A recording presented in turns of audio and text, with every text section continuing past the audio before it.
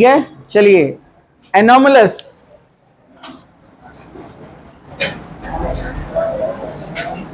Anomalous, जिंदा pen नहीं लाया आपने। Anomalous nature, anomalous behaviour, nature of nitrogen. Nitrogen exceptionally यहां पर नेचर शो करने वाला है। रीजन वही है जो हमने कार्बन के रीजंस देखे थे, ठीक है, फैक्टर्स। क्या क्या चीजें हैं जिस वजह से यहां पर अपना नाइट्रोजन एक्सेप्शनली बिहेव करता है अदर एलिमेंट से? तो उसमें पॉइंट नंबर 1 क्या था? Small size. Small size of the nitrogen. Nitrogen का जो स्मॉल साइज है ये रिस्पॉन्सिबल है इसके एक्सेप्शनल बिहेवियर के लिए, ठीक है। ओके, फर्स्ट पॉइंट नंबर 1, अपने को पता है top to bottom atomic size increases और डिक्रीजेस। एटॉमिक साइज इंक्रीजेस और decreases? Increases. Okay, top to bottom atomic size increases. नहीं पसंद ऐसा सब भाई। ये आप जाएंगे इधर तो साइज होगा इंक्रीज, ये सब जानते हैं, no problem. Okay, size increases. तो because of its small size it exceptionally shows different chemical properties and stabilities। आगे चलते हैं हम। पॉइंट नंबर 2, पॉइंट नंबर 2 क्या है? High electronegativity. हाई इलेक्ट्रोनिगेटिविटी कितना है नाइट्रोजन का निगेटिविटी? 3। देन फॉस्फोरस 2.5 या 2.6, मतलब 5 पॉइंट समथिंग लेते हैं हम उसको, 2.5 समथिंग, ठीक है। फॉस्फोरस नहीं 1 नहीं है, नहीं नहीं, फॉस्फोरस 2.5 समथिंग है, बराबर। सल्फर था वो 2.1, सॉरी, बराबर 2.1। आर्सेनिक कितना है? 1.9, अगेन 1.9, अगेन 1.9। तो ये अप्रोक्सीमेट तकरीबन सेम शो करते हैं इलेक्ट्रोनिगेटिविटी।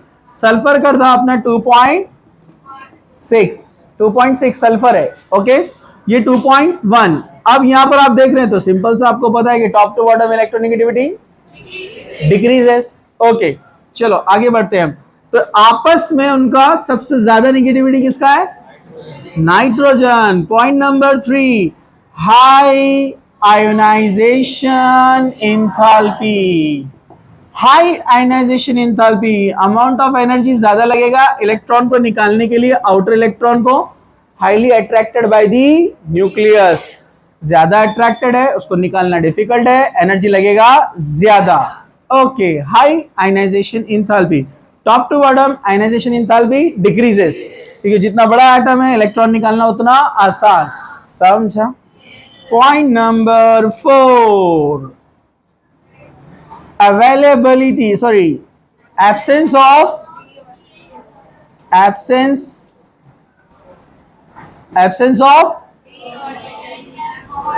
d orbital. यहां d ऑर्बिटल एब्सेंट है, d ऑर्बिटल एब्सेंट है। इलेक्ट्रॉनिक कॉन्फ़िगरेशन आप बचपन से पढ़ रहे हैं। नाइट्रोजन का एटॉमिक नंबर है 7, 1s2 2s2 2p3।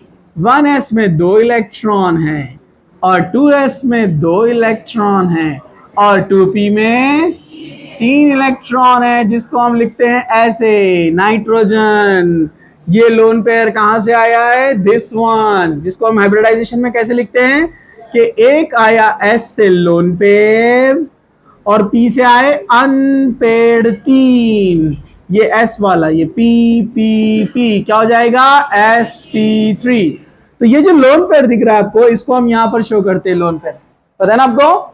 मतलब क्या बोलते हैं लोन पेयर? मतलब non bonded pair of electrons, non bonded pair of electron. और ये जो 3 सिंगल इलेक्ट्रॉन है, 1 2 3, इधर किसी न किसी के साथ बॉन्ड बनाएंगे ना, जैसे एग्जांपल अपन लेते हैं अमोनिया, तो हाइड्रोजन आएगा शेयरिंग करेगा, हाइड्रोजन आएगा शेयरिंग करेगा, हाइड्रोजन आएगा शेयरिंग करेगा, बन गया NH3। ओके, लेकिन अगर आप फास्फोरस को देखते हैं तो फास्फोरस का एटॉमिक नंबर 15 है। 1s2 2s2 2p6, K में 2, L में 8, कितना हो गया 10, बचे 5, 3s2 3p3 और 3d 0। यहां पर कोई d ऑर्बिटल नहीं था, यहां d ऑर्बिटल है। 3s में 2 इलेक्ट्रॉन होते हैं और 3p में 3 इलेक्ट्रॉन होते हैं और d के अंदर एम्प्टी होता है जिसमें आकर इलेक्ट्रॉन बैठ सकते हैं। समझा? अगर इसका एक्साइटेशन होता है, अगर इसका एक्साइटेशन होता है तो इलेक्ट्रॉन जंप करके डी में जा सकता है ना। अगर वो डी में जा सकता है तो 1, पी में कितना है 3 और डी में गया 1, तो यहां पर पॉसिबिलिटी है कि ये 5 बॉन्ड भी बना सकता है क्योंकि उसके पास 5 अनपेड तैयार होंगे ना, जबकि यहां डी नहीं है, तो ये जंप करके कहीं जा सकता है क्या? नो। तो इस कंडीशन में फास्फोरस जब 3 इलेक्ट्रॉन होते हैं 3 बॉन्ड बनाता है, ऐसे ऐसे ऐसे ऐसे ऐसे। हाइड्रोजन आया, अपना इलेक्ट्रॉन, हाइड्रोजन, अपना इलेक्ट्रॉन, हाइड्रोजन। इस कंडीशन में हम क्या कहेंगे, ये sp3 है, बराबर है? और बोलो ना sp3 है, नहीं है s और ये p3, sp3। लेकिन इस कंडीशन में हम क्या कहेंगे इसको, sppd, sp3d। जब 5 बॉन्ड बनाता है तो उसका हाइब्रिडाइजेशन क्या होता है, sp3d। समझा? तो नाइट्रोजन के पास d ऑर्बिटल एब्सेंट है, जिस वजह से वो एक्सेप्शनल बिहेवियर शो करेगा, ज्यादा ऑक्सीडेशन हाइयर स्टेट्स नहीं बताएगा, पेंटावैलेंट बॉन्ड नहीं बनाएगा। जैसे ये वाली स्टेट में PCl3 होता है आप जानते हैं, और ये वाली स्टेट में PCl5 होता है। समझा आपको? इसलिए यहां पर फास्फोरस पे लोन पे आते हैं, आपको पता है ना। हाँ, चलो आगे बढ़ते हैं। तो नेक्स्ट पॉइंट है 6 वाला, ability to form, ability to form p pi bond. Nitrogen p pi bond बना सकता है, कैसे? यहां पर उसके पास हाइब्रिडाइजेशन हुआ, अरे बोलो ना, जब हाइब्रिडाइजेशन हुआ तो उसके पास अनपेड इलेक्ट्रॉन कितने हैं, 3। अगर जब वो सिंगली बॉन्ड बनाएगा, सिंगली बॉन्ड मतलब single bond, H H H, यहां पर वो ट्राइवेलेंट है, sp3 है। अगर नाइट्रोजन बनाता है सिंगल बॉन्ड यानी सिग्मा बॉन्ड और एक पाई बॉन्ड और एक पाई बॉन्ड, मतलब ट्रिपल बॉन्ड हो गया है। इसमें एक सिग्मा है और 2 पाई है, और अपने को पता है हाइब्रिडाइजेशन में पाई वाले इलेक्ट्रॉन पार्टिसिपेट नहीं करते हैं। मतलब यहां पर नाइट्रोजन का नेचर क्या है, sp, इसका भी नेचर क्या है, sp। क्योंकि ये देखो इलेक्ट्रॉन कितने हैं, 1 2 3, सिंगल वाले इलेक्ट्रॉन कितने हैं, 3। लोन पेयर तो यहां रहेगा, लोन पेयर यहां भी रहेगा, ये वाला। 2 नाइट्रोजन का ऐसा कॉन्फ़िगरेशन लेते हैं अपन, sp3 तो इसका एक p ऑर्बिटल दूसरा p ऑर्बिटल आपस में डायरेक्ट ओवरलैप होकर सिग्मा बॉन्ड बना लेंगे, ऐसे। समझा आपको? अरे बोलो ना। और बाकी के जो 2 है वो क्या बनाएंगे, पाई ओवरलैपिंग। कैसे, जरा ध्यान से देखो, मैं ऑर्बिटल्स बना रहा हूं, सब लोग जरा ध्यान से देखने का। क्या सब लोग देख रहे हैं? ये एक ऑर्बिटल है, ये दूसरी ऑर्बिटल है जिसमें लोन पेयर है। ये वाली कौन सी है, s वाली, कौन सी है ये, s। ये कौन सी है, p, इसके पास एक इलेक्ट्रॉन है, बराबर। दूसरा नाइट्रोजन, अब दूसरा नाइट्रोजन, उसका एक ऑर्बिटल p वाला आया इलेक्ट्रॉन लेकर, दोनों ने बॉन्ड बना लिया, ये वाला सिग्मा बॉन्ड बन गया। समझा? ये लोन पेयर यहां पर बैठे हुए, इसके लोन पेयर इधर बैठे हुए। समझा आपको? ये इसके लोन पेयर ये, और ये वाले सिग्मा वाला इलेक्ट्रॉन, ये वाला ये नाइट्रोजन, इसके लोन पेयर ये, और इसका ये वाला इलेक्ट्रॉन ये, हो गया। अब इधर के 2 इलेक्ट्रॉन आपस में पाई बॉन्ड जो बना रहे हैं वो कैसे बनाते हैं, ऐसे। इधर से एक p ऑर्बिटल आएगा अपना इलेक्ट्रॉन लेकर, देखो देखो ये वाला आया, इसका भी आएगा ना दूसरा p, अभी एक ही p आया ना दोनों का, अब ये दूसरा आ रहा है। ये इस तरह से इंटरेक्शन करते हैं, साइडवाइज ओवरलैपिंग, साइडवाइज ओवरलैपिंग, समझा? तो इसको बोलते हैं पी ऑर्बिटल ने पाई बॉन्ड बनाया, पी पाई। ये पी ऑर्बिटल ने भी पाई बॉन्ड बनाया, पी पाई, पी पाई, पी पाई। अपने को पाई याद आती क्यों सुबह के? हाँ, अभी एक पाई बॉन्ड बनाया ना। अरे भाई, इसने सिग्मा बॉन्ड बनाया, ये लोन पेयर तो गया, इसने बनाया पाई बॉन्ड, इसने क्या बनाया? सिग्मा, इसने क्या बनाया? पाई। दूसरे वाले का भी सेम ऐसे हुआ। अब सेकंड वाला पी ऑर्बिटल, मतलब थर्ड वाला भी बनाने वाला है पाई, थोड़ा सा डायगोनल होता है ये ऐसे, ये इसका इलेक्ट्रॉन, ये इसका इलेक्ट्रॉन, ये साइडवाइज ओवरलैपिंग करेंगे, समझा आपको? ये दो पी पाई और ये दो पी पाई। अरे समझा क्या? अरे समझा क्या? एनिमेशन के साथ फ्री में, अरे दिखा क्या? तो ये दूसरा वाला इलेक्ट्रॉन, तीसरा वाला, ये तीसरा वाला, इसने भी बनाया पी पाई।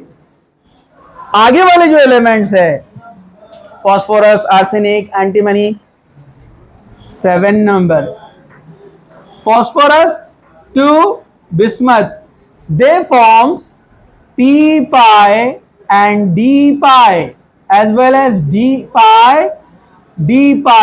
ये इस तरह से बना सकते हैं, लेकिन रेयरली, इनमें एबिलिटी कम है। पी पाई तो नहीं बनाते हैं, बिकॉज वो इनर कोर में चले जा रहा है ना, आउटसाइड इलेक्ट्रॉन ज्यादा है ना, समझा आपको? नेक्स्ट पॉइंट, सबसे ज्यादा स्टेबल कौन रहने वाला है? नाइट्रोजन, क्योंकि ट्राइवेलेंट है ना और ट्रिपल बॉन्ड है ना, तो ट्रिपल बॉन्ड की वजह से उसकी स्टेबिलिटी ज्यादा है। तो nitrogen is inert and highly stable. Nitrogen मतलब N2 की बात कर रहे हैं हम, इसका नेचर क्या है? Inert, non reactive, highly stable. लेकिन अगर आपने सिंगल नाइट्रोजन बॉन्ड को फॉस्फोरस से कंपेयर किया तो phosphorus is stronger than nitrogen. Single bond में कंपेयर करेंगे तो फॉस्फोरस ज्यादा है, और इधर आप इंडिविजुअली मॉलिक्यूल्स को देखेंगे, P4 मॉलिक्यूल से ज्यादा स्टेबल कौन रहता है? एंड ट्रिपल बॉन्ड एंड, क्योंकि इसमें मल्टीपल बॉन्ड नहीं है ना P4 में।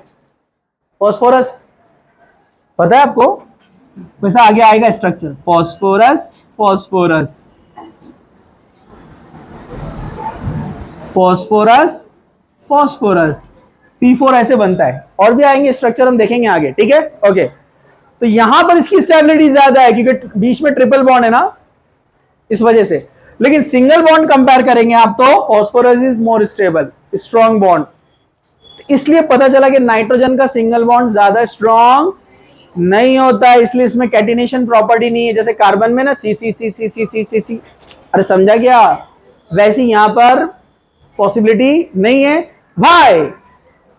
High electronegativity plus lone pair repulsion, small size and electron pair repulsion, जिसकी वजह से वो क्या हो जाता है? अनस्टेबल, ज्यादा स्टेबल नहीं रहेगा। ऐसे कार्बन में लोन पेयर नहीं है ना, समझा?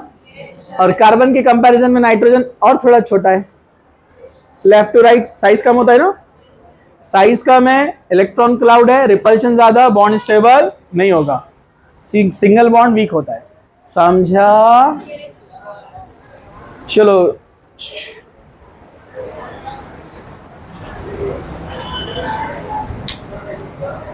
स्टॉप।